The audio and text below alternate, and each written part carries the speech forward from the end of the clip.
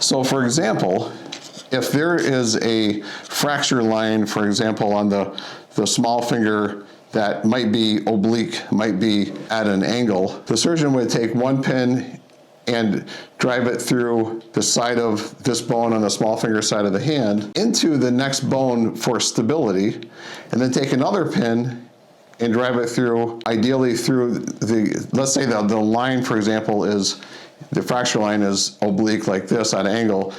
They would get perpendicular to the fracture line and drive it into the other bone, neighboring bone, for stability.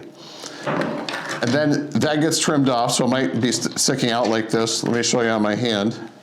So it might be sticking out maybe, an inch or half an inch, and then that would be trimmed off. And a ball called a Jurgen ball would be placed on the tip so that it wouldn't, if you bump someone else or yourself, it wouldn't poke anyone's eye out or cause any other damage. And that's just held in place with a Allen screw.